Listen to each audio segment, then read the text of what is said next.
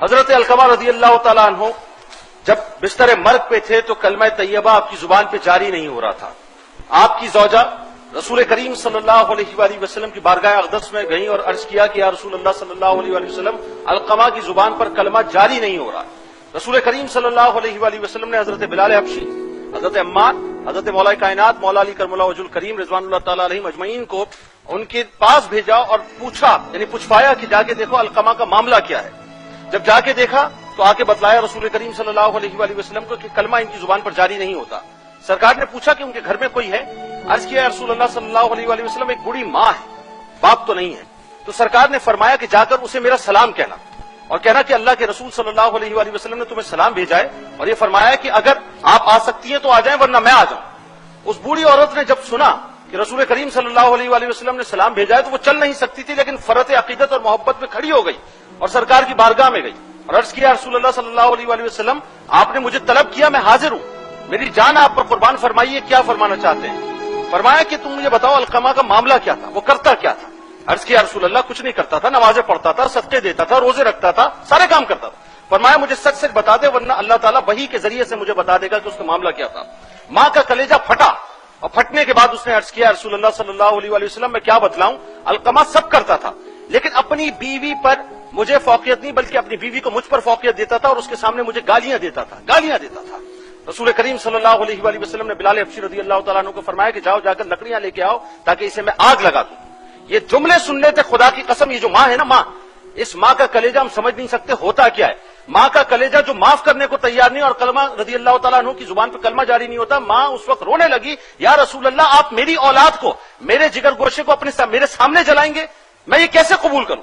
سرکار نے فرمایا کہ جہنم کی آگ اس سے زیادہ سخت ہے، میں تو دنیا کی آگ کی بات کرتا ہوں، اگر تو اسے معاف کر دے تو معاملہ کچھ اور ہو جائے. خدا کی قسم ماں کی ممتا پر قربان جائیے کہ اللہ اپنی محبت کی مثال ماؤں کی محبت پہ رکھ کے دیتا ہے کہ میں ماؤں سے 70 گنا زیادہ چاہتا ہوں. اس ماں کا کلیجہ پھٹ گیا، اس نے عرض کیا رسول اللہ صلی اللہ علیہ وآلہ وسلم میں علقمہ کو جہنم کی نار میں نہیں جھونکنے دوں گی، میں نے اسے معاف کیا. سرکار نے فرمایا بلال حبشی رضی اللہ تعالیٰ عنہ کو کہ جاؤ جا کر دیکھو کہ کہیں ایسا تو نہیں کہ اس نے میرے تقدس کی وجہ سے جو ہے وہ ایسے ہی کہہ دیا ہو. میرے سرکار بھی تو رحمت للعالمین ہے نا، انہوں نے تو رحمتیں بکھیر دی ہیں. بلال حبشی گئے رضی اللہ تعالیٰ عنہ، جا کر دیکھا کہ علقمہ رضی اللہ تعالیٰ عنہ کی زبان پر کلمہ جاری ہو گیا. آپ نے باواز بلند فرمایا کہ علقمہ اپنی بیوی کو اپنی ماں پر فوقیت دیتے تھے جس کی وجہ سے ان کی زبان پر کلمہ جاری نہیں ہو رہا تھا، اور جب ماں نے معاف کر دیا تو اللہ نے ان کی زبان پر کلمہ جاری کر دیا. یہ ماں ہے. علامہ صاحب ایک جملہ میں چاہوں گا اس موقع پر ضرور آپ، تاکہ لوگوں کو کچھ نصیحت ملے. آپ نے جو ابھی حوالہ دیا قرآن مجید کا کہ اف کرنے کا بھی حکم نہیں ہے، تو میں ایک اہم بات بتاؤں اور تمام ناظرین کو بھی بتاؤں، سامعین کو بھی بتاؤں کہ یہ اف جو ہے یہ عربی زبان کا کلمہ ہے ہی نہیں، بلکہ یہ فطری زبان ہے. سبحان اللہ.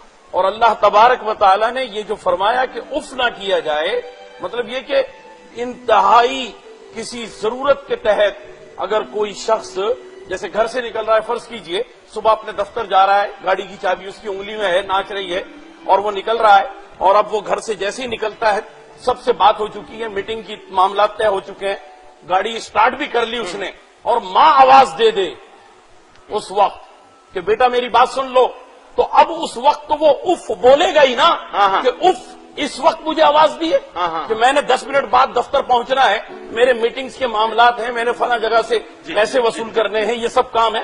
تو اللہ تبارک و تعالی نے یہ فرمایا کہ کسی بھی حال میں اف نہیں کہنا ہے. کرنا کیا چاہیے؟ وہ فوراً ڈرائیونگ سیٹ چھوڑ کر کے باہر نکلے، ماں کے پاس آ کر کے بیٹھ جائے اور کہے کہ سارے دنیا کے کام آپ کی خاطر قربان. آپ بتائیے کہ کیا؟ سبحان اللہ سبحان اللہ. ڈاکٹر صاحب ایک جملہ، بریک پہ جانا ہے، سحری کا وقت ہو گیا، ایک جملہ. حدیث میں ہے حضور اکرم نے فرمایا کہ سب سے چھوٹا کلمہ ناگواری کے لیے جو ممکن ہے وہ ہے اف. 2 لفظ ہیں.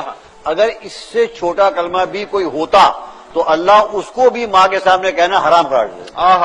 سبحان اللہ سبحان اللہ سبحان